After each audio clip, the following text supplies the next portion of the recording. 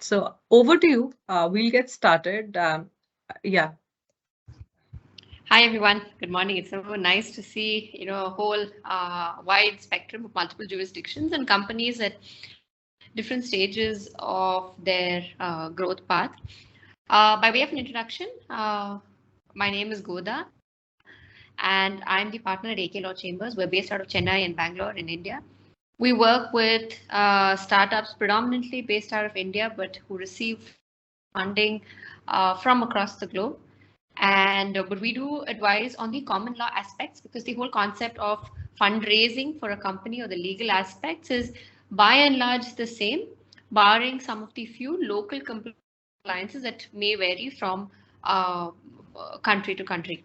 So the way I thought we'll do this entire session is to not make it very monotonous where I am the only one who's doing the talking. If at any point you feel that you have a question, which is not very country specific, but very generic kind of a question in relation to how to prepare your company for a fundraise, what is the process of a fundraise, what are the different ways in which you can fundraise.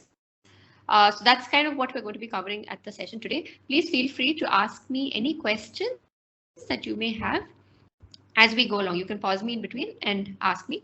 And you can also put the questions into the chat, and we can answer it as we go along, or towards the end we can do a quick Q&A. So it's a completely open and a fluid structure, and I'm here to have a conversation with you as opposed to delivering a lecture of sorts. Yeah.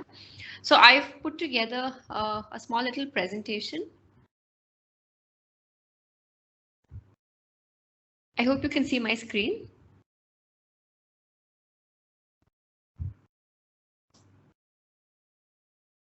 Yeah. It's loading. Yeah. Yeah. Okay. Yeah. Is that all right? Okay. Yeah. All right. So we've titled this webinar as Corporate Governance and Fundraising.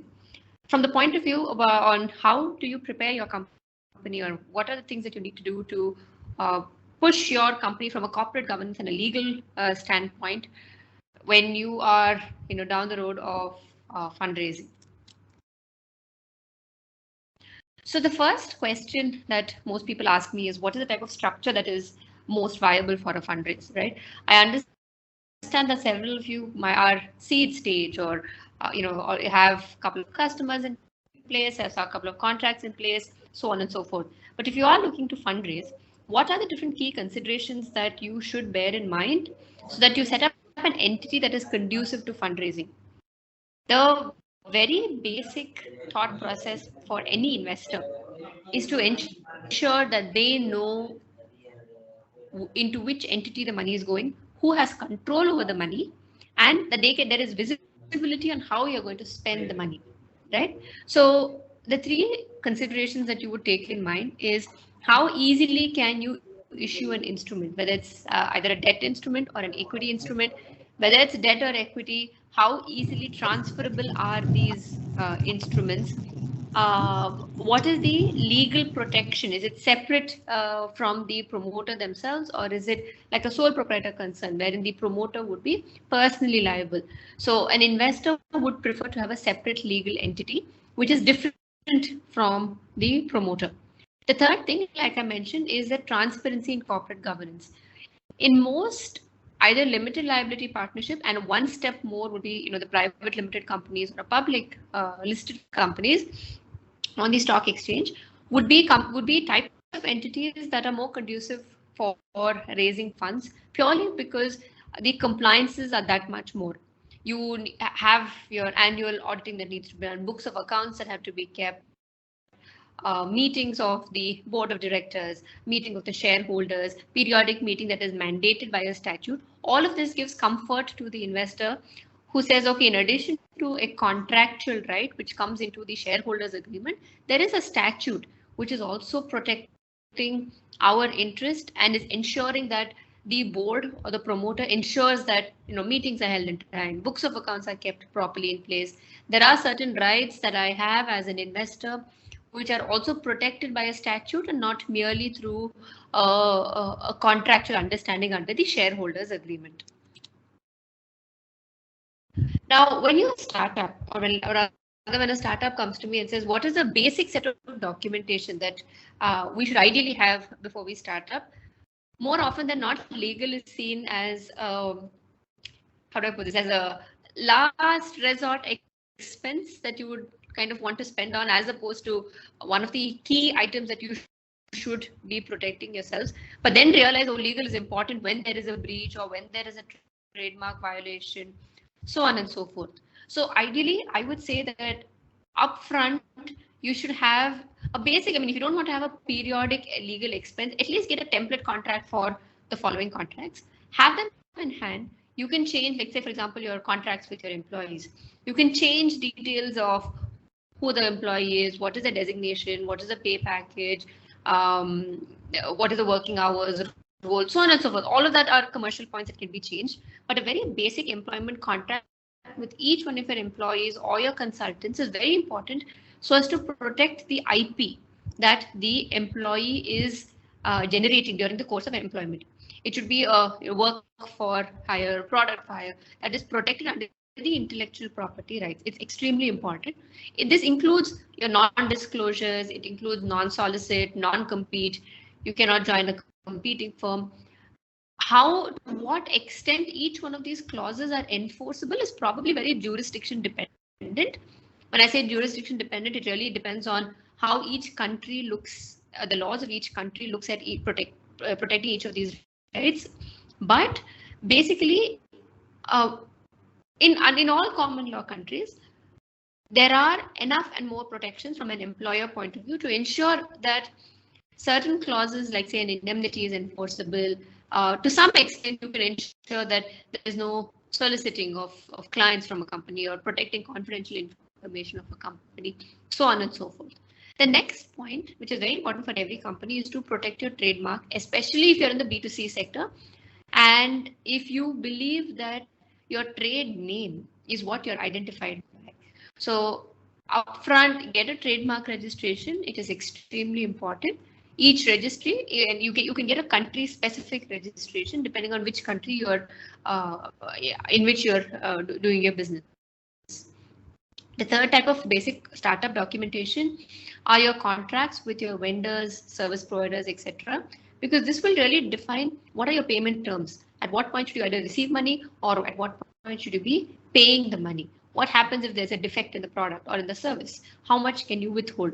What would be the dispute resolution clause? Would you go in for an arbitration, or would you prefer going to a local court? So your vendor and service provider contracts are by and large the same. Your company would either be the service provider or the service receiver, depending on what type of a contract it is. The contract will, to a large extent, protect your interests and ensure that you get paid on time, or you pay for the type of service you're receiving, and you don't pay for, say, deficient service or goods that don't pass a certain quality check. The fourth document, which is very important for seed stage companies, is your non-disclosure agreement. Every time that you enter into a conversation with anybody, starting from, let's say, your app development or somebody with whom you're exploring opportunity of growing your business with, a very simple standard one-page NDA will protect your rights to a large extent. The fifth contract is the founders agreement. I would recommend that you tread carefully with the founders agreement, but have one nevertheless, because once you have a founders agreement, you might end up having, thoughts on how to protect your rights up front before you even commence your business itself, and therefore might even strain the relationship between founders upfront. But it's always good to have it very clear in the sense of how many directors are going to be there, who has the right to appoint how many directors on the board of a company. What is your voting rights in the company? Is it pro rata to your shareholding? As in, if you have 70%, then you can vote 70%. If you have only 30%, you vote 30%. So some of these are important from a governance point of view. And let's say one person is purely tech, right? Is purely handling tech, but somebody else is handling everything else of the company. You would want to ensure that all of those rights and decisions in relation to a fundraise or an acquisition or so on and so forth vests in the founder or the promoter who's handling that portion of it, as opposed to everybody on the table having a say. And this also comes into play when you have more than 2 or 3 founders, and you already have a pretty busy cap table at a very early stage. Now, here are the steps for incorporation of an entity. The first stage is to ensure that you have a certificate of incorporation or a registration certificate. It may be called by different names in different countries, but fundamentally it is a document evidencing that your company has been properly incorporated, whether it's a company or a partnership, that the entity has been properly incorporated. The second thing is the charter documents. More often than not, the charter documents would also incorporate your founders agreement. The charter documents would contain how you govern your company from a board point of view. How do you issue shares? How do you forfeit those shares? What is your voting rights? And in addition to that, the memorandum of association of a company or the equivalent name in the specific jurisdiction will also talk about what is the business of the company. You are supposed to be doing the business that you are registered for. If at a point you want to venture out into a completely new vertical, you have to ensure that your charter documents are modified or amended to reflect that. This is very important even when you're going in for a fundraise, because the first thing that the investor is going to do is ask for your charter documents, look at the business section in your charter documents, and see whether you're carrying on the business that you are registered to do. You can always modify it as you go on, but it's better to keep an eye and ensure that you have it covered adequately under your charter documents. The third thing is to ensure issuance of a share certificate. We've seen very often that after an entity is incorporated, there is no proof of shares. This is not applicable in case of a partnership, but if you have a company, there has to be a share certificate that evidences the fact that you own, say, 60% of the company or 60 out of 100 shares of the company. This is often missed out, and it becomes a bit of an issue when companies get into the entire concept of at the stage of signing a term sheet or negotiating a definitive agreement. So the share certificate is very important. Sometimes it could be a physical share certificate. Sometimes it could be a dematerialized or an online share. Then we also spoke about the founders agreement earlier. The fifth step for incorporating an entity is to ensure that you have the necessary business license or proof of setting up of a business. The sixth one is a trade license. In each country, depending on what is the type of business that you're doing, you may have to apply and procure a certain trade license. Some countries require that if you're exporting a particular product or goods or services, you need to have a export license or an import license, or if you're manufacturing, then you need to have a manufacturing license. So these are certain industry specific and country specific trade licenses that are involved. Then you have your tax identification number, so that the company has a bank account which is linked to the tax identification number or a GST or by whatever name it is called in the specific country. But just so to ensure that the company is paying taxes and has a number that is associated with this. The next point is the labor licenses. This really depends on which sector you're in. So the manufacturing sector would have a lot more labor licenses compared to, let's say, a SaaS, a company in the SaaS space. But labor licenses are nevertheless important and very crucial. The next point is environmental permits. Again, it depends on which area you're running your business in. If it's a special economic zone or you have a factory, so on and so forth. So environmental licenses and also state-specific licenses. For example, in India, in each state, there are state-specific requirements, like under the Shops and Establishments Act. So again, these are country-specific licenses and state-specific licenses as well. Do we have any questions so far?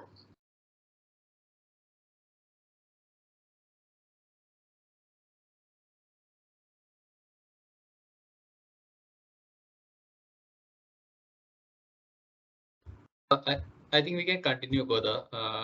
The questions. Hi everyone. You can post the question in the chat. We'll take up the questions while we continue with the webinar. Sure. So the next thing that we are going to look into is how do you fundraise for a company, right? There are more than one ways of fundraising. One is through issuance of equity, which is a normal private equity or a venture capital fundraise. The second way is to do it through a debt funding or venture debt. And the third way is to do it through convertible notes. Convertible notes, which typically would convert into equity, but for the time being, they are just notes. They're not really any instrument as such in relation to ownership of the company, right? By the very name itself, when you issue equity in a company or preference shares in a company, you have to dilute your shareholding in the company, and the incoming investor would own a portion of the shares, a portion of the company through holding shares, which means that they would have voting rights, exit rights, so on and so forth. Next, we talk about fundraising through debt, which is venture debt. Venture debt basically means that you're borrowing money, but it really depends on how you want to structure it. You could do an optionally convertible debt instrument. You could do a compulsory convertible debenture, or you could say, I mean, in the optionally convertible debentures, it could be at the option of the lender or the borrower. So it really depends on how you want to structure it. And obviously, debt would mean that you're giving back the money at some point. You're redeeming the debt at some point. Or if these are convertible instruments, then on a particular event, you can either trigger it upon a happening of an event or passage of time, or multiple ways in which it can be structured. The debt would also convert into equity or preference shares. Convertible notes is a very rather new concept. Let's say the last 4 or 5 years, it has really gained momentum, wherein you're not really issuing any equity or preference shares in the company, because the company is not yet at a stage where it can have a substantial valuation. And that's why people prefer issuing convertible notes. Convertible notes typically don't require the company to be valued, but all that the convertible note says is that here is this money, I'm putting it into the company. If in the next 1 year, you're going to, let's say, fundraise through issuance of equity or preference shares, then I will have a discount of, let's say, 15 or 20%, and therefore get that much more shares. You don't really have to value your company today in a convertible note. And I think that's a big plus or a big positive for convertible notes. However, I think each country would have its own regulatory issues in relation to convertible notes, because there's a fine line of difference between borrowings from the public in a private limited company versus convertible notes, how it will be recorded in your books, whether you will record it as a debt or are you going to record it as a share application money. Each one of this has to be thought through, and it's very structure dependent. But all of these three options are available for companies when you want to fundraise. And it depends on what you're interested in. If you say, I don't want to dilute at this stage itself, then venture debt is a great option, or convertible notes are great options. Now, these are the different kinds of instruments that we just discussed earlier that a company can issue. One is equity shares or ordinary shares, which is shares which typically the promoter or the founder holds in a company. Preference shares are typically what venture capitalists or private equity investors who come in. Preference shares are issued to them. Preference shares are called preference by their very name because they get preference in relation to voting. They get preference in relation to liquidation. For example, tomorrow, if either the company is being acquired, then they get preference to say, okay, a minimum return of 30% IRR or 20% IRR or 2x of their money, whatever is the commercially agreed number, they get that money. Or if tomorrow the company is being wound up, after all the waterfall of payment is done, preference shareholders get paid their money back, and it's only after that the equity shareholders get their money. As we discussed just a little while ago, there's also the debenture or the debt instruments, which can either be convertible or non-convertible debentures. Then there are also convertible notes. Notes are different from debentures because notes may be temporarily debt, but at some point they will be converted. So there is a very fine line of legal difference between compulsorily convertible debt and convertible notes. But in convertible notes, you have the option of a next round where you get a discount. Hi, Goda, sorry to interrupt. So considering most of the startups who joined the session and part of our program are in the seed stage, pre-series, pre-seed stage level, right? So just want to clarify one thing. So for these startups, what are the instruments which are ideal for them for the fundraising and the stage which they are in, considering their future fundraising plans? Sure. So see, typically when you do a friends and family round, which is usually the first round that companies do fundraise before they go in for a series or a pre-series, ideally there is an inclination to first up issue convertible notes, because there's no valuation that is required for the company. You don't really have to value your company. You can just issue convertible notes. You're not really ascertaining what is the percentage of shares that this person is going to get. It's a future promise to allot shares. So convertible notes are very commonly seen in the friends and family round. But once you cross that stage, it depends on whether you want to issue shares, or as in you want to do an equity funding or you want to do a debt funding. Both works. It depends on whether you want to dilute, you want to give away a portion of your company, or you just want to do venture debt. Venture debt is fine if you are, let's say you need a temporary kind of a fundraise, and you're revenue generating. You say, okay, venture debt is fine. I have this money for this much amount of time. It's different from a bank because there's no collateral per se. They just give you venture debt on the basis of the revenues that you're generating. There are specific, like how you have private equity funds, you have venture debt funds, and all that give you venture debt. And it really depends on what is the long-term thought process of the promoter. But all these three methods, whether it's equity, debt, or convertible notes, all three are preferred routes at a pre-series or a seed stage. I hope that answers your question. Yeah, that's my question. And we have a question in the chat from Mohandeep. What is the difference between convertible note and safe? They're more or less the same. Yeah. They just it's just a different nomenclature, but convertible notes and safes are the same.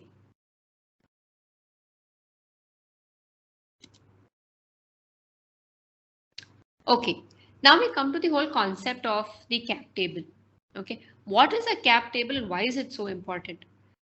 What happens is we've seen that companies have at a series stage, for want of capital to keep the company afloat, becomes quite crowded. You take money, you value the company at a certain amount. Now, who values your company, right? You can talk to your auditor or your chartered accountant who will give you a valuation for your company on the basis of future projections, potential, comparable companies in the market and the rate at which they have grown. All of that, and they'll arrive at a valuation for your company. Now, you see, if my company is valued at, let's say, say $10 million or $20 million. This is the value of my company. Now, somebody is going to put in $1 million. So that would be the proportionate percentage on your cap table. You have to keep one thing in mind, that maintaining and managing your cap table is extremely important from the very beginning, because at some point, if you feel that, listen, I have a great VC fund who's interested in institutional fund, who's invested in investing in my company, and I'd like to do this fundraise round. In most common law countries, and private limited companies, the shareholders, the existing shareholders, have the first right to participate. And in your agreement with the existing shareholders, you have to ensure that you can go out to the market and fundraise without their prior approval. If you have a very crowded cap table, you would be often facing this situation. We've seen this happening many times, where the other existing shareholders don't even come forward to sign the shareholders agreement. So all of these finer issues become a problem. Either they're not traceable, or they've even forgotten the fact that they've invested in this company, or they're too busy, their turnaround time is too slow, whatever, multiple reasons, or that you have to coordinate with, let's say, an angel group that has invested, and in which there are ticket sizes, fragmented ticket size, and you have to coordinate with each of those individuals, but you don't really have that personal connect with each one of them. So it's very important to ensure that your cap table is cozy. You actually have a connection with your shareholders that you bring on with the cap table, and ensure that you have the right to go out and fundraise at your own discretion, and not have all the miscellaneous shareholders who come in a friends and family round purely as financial investors and not as strategic investors, in the sense that they don't understand your business. They've put money on the table, but they don't understand your business. So what's good and what's not should not be left to their discretion. So a cap table, it's very important to understand what is the valuation that you fix to your company, what is the total number of authorized shares, how much have you issued, how much is outstanding, and how much has been paid up. This is typically how a pre-investment cap table would look, right? You have your founders, sometimes there are ESOPs on a fully diluted basis, and therefore what is the percentage? Now, if you look at this point number 4, this is a pre-investment option pool. Many of my clients ask me, why is it that I as a founder or the promoter why should I create the ESOP pool? And why don't we do this after I get a round of investment?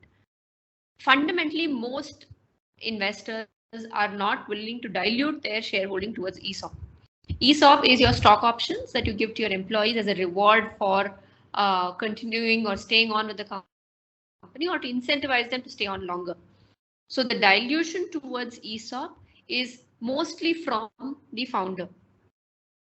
Okay, and this is how it will look on a fully diluted basis. But till such time that this 10% of shares has actually been given to your ESOP and your employees have actually exercised that ESOP, your cap, this 10% will be counted towards the shareholding of the promoters who are diluting towards the ESOP, which is why you see on a fully diluted basis, assuming that all of these shares, all the preference shares are converted to equity shares, and all the shares in the option pool have been issued and exercised by the employees.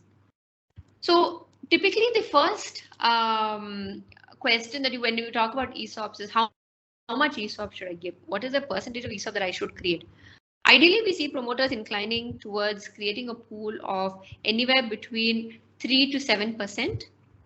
And this pool is created at a series stage, pretty much a stage at which most of the companies in this audience are at. So 3 to 7% is a good amount. The way to look at it or think of what is the percentage of shares that you should put out is to say, what is the valuation of my company, an approximate valuation of my company. So if I say, 10 million, and let's say I set aside 10%, which is 1 million.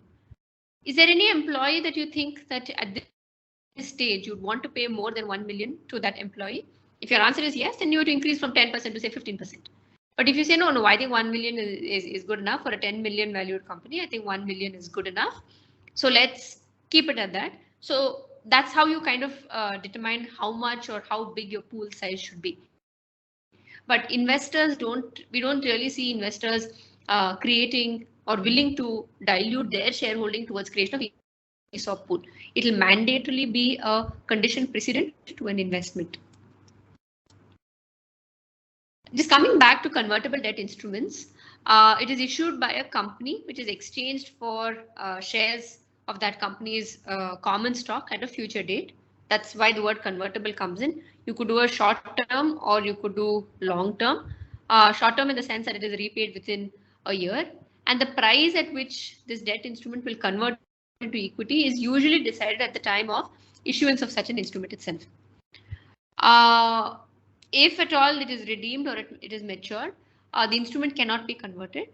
However, each one of this is recorded in your debenture agreement or the loan agreement that you are drafting. All of this is mostly contractual. Some jurisdictions, some countries may have laws that govern how debenture instruments should be issued, what is the minimum period, what is the minimum interest, how much can be converted into equity shares. So it's a combination of both statutory requirement as well as contractual. Typically, debt instrument holders do not have any ownership rights like a shareholder. And during priority of payments during liquidation, debt holders get paid in full before equity holders. And when you have convertible notes, right? Let's assume at a series stage or at a early stage or a seed stage, you issued convertible notes. Then you go to the market, you reach out to, let's say, a PE fund or a VC fund, and they want to invest. The fact that you've already issued convertible notes today will impact your price negotiation, because in their thought process, they have to share the cap table with people to whom you issued the convertible notes to. And convertible notes will also carry rights. It will simply say it will convert at so and so percentage, and we will be given all the rights as the incoming investor. Even though the incoming investor may be coming in at a, let's say, 3x or a 5x check, but convertible notes holders will want the same rights as the incoming investor. So the convertible note sounds like a very attractive option upfront, but it should be handled very carefully. Now let's look at ESOPs, because I believe that a lot of seed and pre-series companies do have a lot of questions on, what is an ESOP, how is it to be issued, how do we structure an ESOP. We just discussed briefly as to what is the percentage of ESOPs that are preferred to be issued, or how much you set aside, how much you allocate. But let's look at a little more on how to go about an ESOP. So basically, the ESOP is a mechanism to compensate employees, right? There's no specific on how much ESOP can be issued. ESOP is basically acquiring shares at a predetermined price in the future. So today you could fix the price at, for example, $1 a share or $5 per share. And tomorrow, after your investment is done, your shares are now, let's say, $100 a share. The vast difference of the $99 difference is the value add that the employee gets for staying on in the company. Now, the ESOP scheme can be modified to say, okay, it has a vesting period. You can say you work for a minimum number of years, or you achieve a certain milestone, and only then can you buy these shares at a discounted price, so on and so forth. But the way it is structured is that ESOPs, at least in India, can be issued only to employees of the organization. Typically, consultants, etc., cannot be issued ESOPs. Do we have any further questions on how, what we've spoken about so far? So we have a question in the chat. I think, Ismail, you can also unmute yourself and ask your question. Yeah, thank you. Just want to know, especially at the initial stage, usually founders, like when you go for like a large investor, how does let's say there's two founders, or let's say there's a single founder, how is it kind of valued in terms of like a percentage, like the valuations and all, like what's the percentage that would be usually reserved for a founder, or is it like majority gets given away in the first stage? Just explain that part. Yeah, sure. So again, this is a very commercial point, not so much a legal point, but I'll give you I'd probably share some of the experiences from the deals that we have worked on as to how to position your percentage and how much to give away, right? Typically, in any round, unless you're doing an acquisition, you think that, okay, listen, this company is going to acquire my company at some point, and you do a phased acquisition, then it's a different equation completely. But if you say, no, this is a private equity investment, the company is still mine, ideally you should not, promoters as a group per round would not give away more than 10 to 20%. Anything more than 20% would probably look a little a little dangerous, only because you start losing control of the company, right? You're losing control of the company to an investor who is going to exit.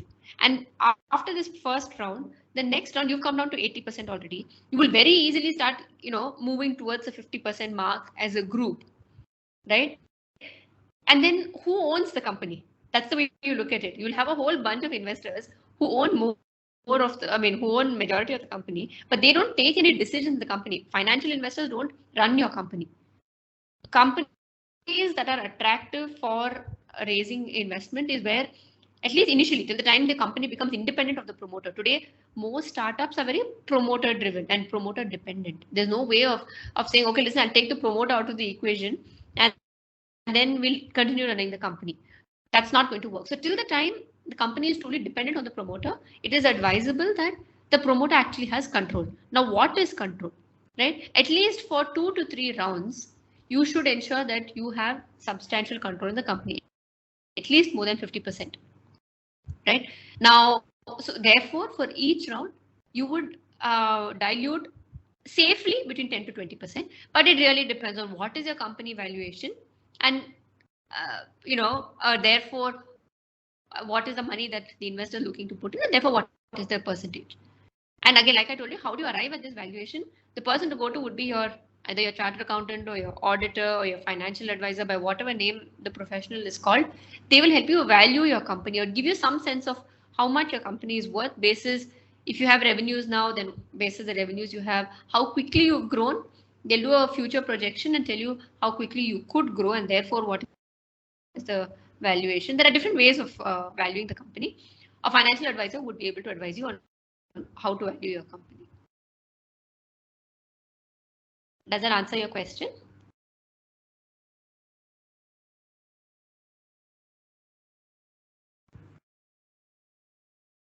Also, we have a question from Mohandeep. Thank you. Chat. Yeah, so Mohandeep, feel free to unmute yourself. Yeah, maybe I'll read out the question. So the question is, what is that instrument is called when we give shares free of cost to the employees and not the option to purchase? Okay, so typically, the only option is to give to employees universally is called an employee stock option. Okay, ESOPs are not free; they have to be purchased. The value add is that you buy it at a low or a very nominal price. That is what an ESOP is, and there is no question of giving away free shares. You don't usually give away free shares. You price it at a nominal amount.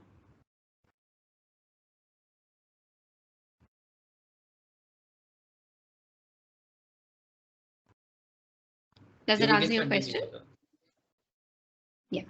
All right. So now we look at what is the due diligence process. What are the different steps that we go take on before an investment comes in, right? Typically, what is the due diligence? They look at all the important documents of your company.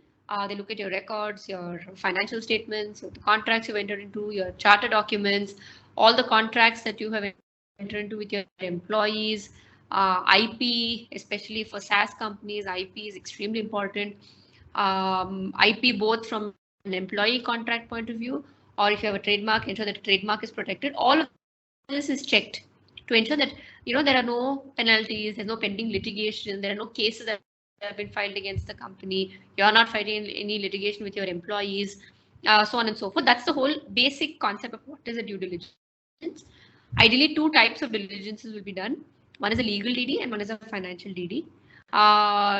Sometimes we see companies who've, let's say, been bootstrapped or who've had a 2 to 3 year run on their own, but now looking to go to the market for a fundraise, do a sort of a health check for their own company to ensure that that before you go to the market, you have fixed if there are any non-compliances, any penalties that have to be paid, any compounding of offenses that have to be done.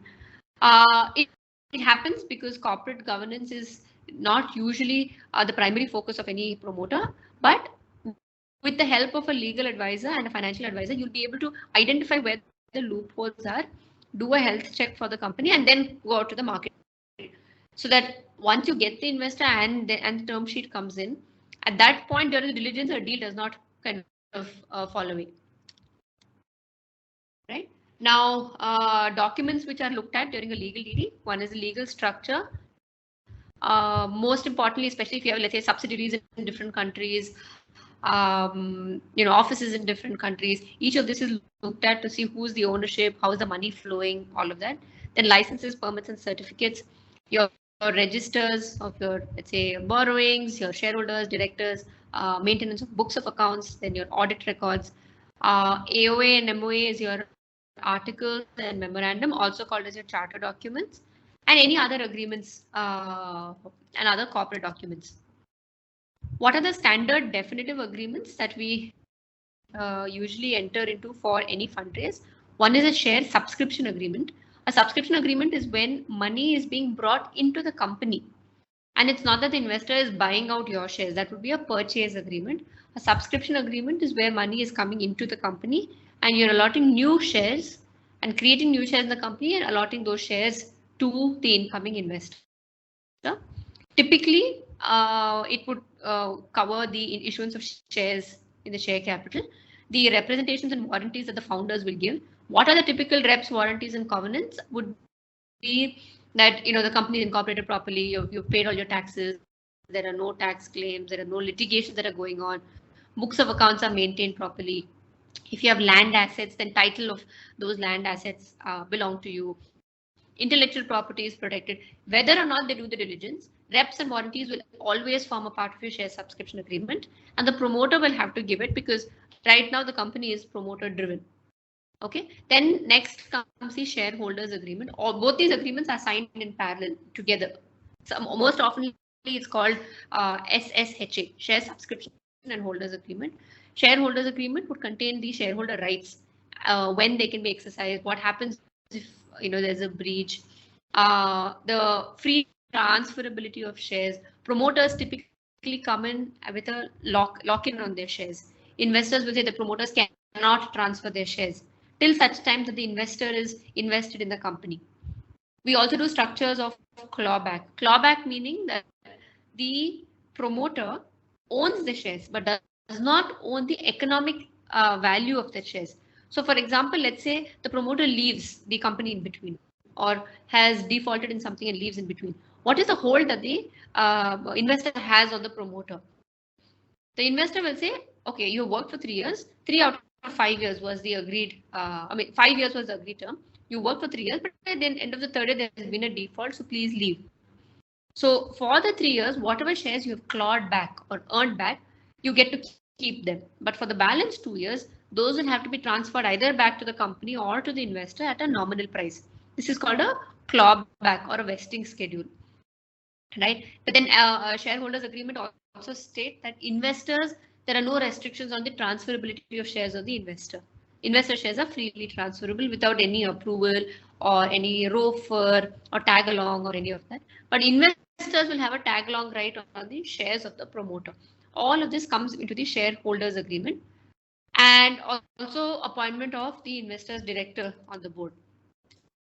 Like I said earlier, if you have a share subscription agreement, you're putting money into the company. Share purchase is also called as a secondary transaction, wherein the promoter is selling their shares to the incoming investor. It does not happen in a series round. It usually happens only a couple of rounds down, where the board is starting to become independent. The company is independent of the promoter. Share purchase agreement is a legal contract between two parties, the seller and buyer. It legalizes the transaction of shares held between the buyer and the seller. Now, what are the different stages for fundraising? First up, the company prepares an information memorandum or an IM. This would be the first stage. How to prepare an IM? 2 ways to do this. 3 ways to do this. One is you look online. There are multiple templates of IMs that are available depending on the sector that you are in, the type of fund that you're looking to pitch to, all of that. Secondly, you could also approach an investment banker who will help you and work with you over a period of 1 year or 2 years to ensure that the company is growing in a certain way. Revenue models have been done in a way that is conducive for an investor. So the investment banker will be able to help you. IMs can also be made by a financial advisor. Okay, so you prepare your IM. Every investor will want to see your IM or your pitch deck. You give it to the concerned, to the interested investor. If they think that, okay, this is something that I'm interested in and I see some potential from their own, like each fund has their own portfolio. Each fund has their own understanding of certain sectors and they invest in each of those sectors. So if they think that you fit their bill, then the first document that will come to you is a term sheet. Okay, the term sheet will talk about all the commercials of exactly what is the valuation that they are looking to fix for your company, as opposed to what you told them was the valuation of your company. How much money, what is the percentage of shares, type of shares, what is the exit period, within how much time should they exit, is there an exit price that they're looking at, how many directors, the basic, it'll be like a 2 to 3 page term sheet, which will talk about how many, the commercials or the commercial understanding between the parties. Once you sign the term sheet, it is non-binding contractually usually, but in some sense it becomes binding on trust. So when you try and reopen a term sheet point, everybody becomes a little anxious because, saying, oh, we agreed on this, but why are you now going back? All of that. It's not legally enforceable, but the investor gets a little jittery that, listen, okay, we agreed on this. Why are you going back? And vice versa as well. If the investor has agreed and then starts going back, the promoter gets a little jittery saying, listen, you agreed on this in the term sheet. Now, why are you changing it? Once the term sheet is signed, the next stage is the due diligence process. The DD typically takes anywhere between 30, 45 days upwards, purely dependent on the complexity of the business, the stage that you're at, and how many details have to be looked into. Somewhere in between, once the investor gets comfort that, okay, the DD is going okay, I don't see too many red flags, I think this deal is good to go. Their investment committee will approve it. Typically in a VC setup, the investment committee will approve it. And then you start looking at the definitive agreements. The definitive agreements are typically a share subscription agreement, holders agreement, and the share purchase agreement. Goda, The nomenclature, yeah. Hello? Yeah, I have a question on the due diligence part. So from your experience, I mean, when your interaction with the early stage companies, I mean, pre-seed or I mean, bootstrapped companies, what are the major mistakes they do on the legal document part, legal documentation part, which after some time during the fundraising, which can become a blocker with investors? Yeah. One is, so definitely in India, what happens is a private limited company cannot borrow from the public, as in from a public individual, right? But we see that in friends and family round, they don't take it in as share capital because they don't want to dilute, but they end up taking it as a borrowing. Now that's a pretty major red flag or a major hurdle that startups face, because at that point in time, yes, money is required to keep the company afloat, but then when you get into serious fundraising, that becomes a bit of an issue because it's a very basic Companies Act non-compliance, right? So things like this are important. Each country would have its own requirements or checks and balances. But I would like to believe that in all common law countries, this would be an issue, borrowing from the public, and the public being an individual and not another company. Because company to company intercorporate borrowings are a lot regulated. Right? Now, like this, let's say, like I told you, right? Let's say you're doing a business, you started a new vertical in an existing company, but in your charter documents, you've not mentioned that this is your business, that this is what you want to do. So then it becomes a problem, right? Then you're doing a business which you're not authorized to do. You should go back to the authority and tell them, listen, I'm going to change my business, and therefore please add this to the objects clause or whatever is the nomenclature in the charter documents. Other than this, protection of intellectual property rights, especially in SaaS. If your employment agreement does not adequately transfer the IP that the employee is creating during his or her employment, then it becomes a problem. Let's say an employee has already quit and gone and you have no contact or connection with that employee. Today, the investor comes in and says, oh, but this person has left and there is no termination letter and no claim and all the IP has not been assigned adequately. Then you're left in a bit of a spot because you can't find this employee. They may or may not be willing to come back or engage with you to give you a assignment letter or something. So it's better to have all of these in a sort of a template form up front.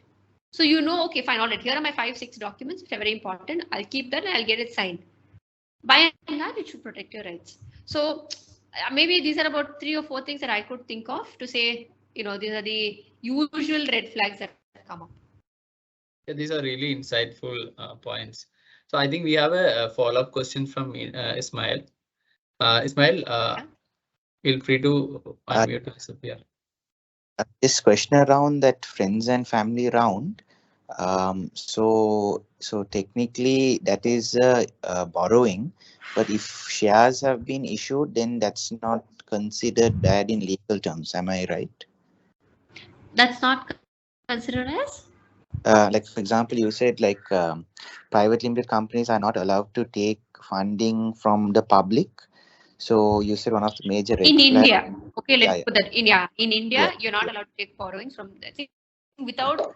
There are a whole bunch of compliances that you have to undergo, and most startups don't have that kind of reserves to create. You have to create a separate reserve for the money that you're borrowing. Let's say $5,000, you need to create a separate reserve of $5,000. If you could create a reserve, you would not be borrowing in the first place. Okay, understood. Okay, thank you. Yeah.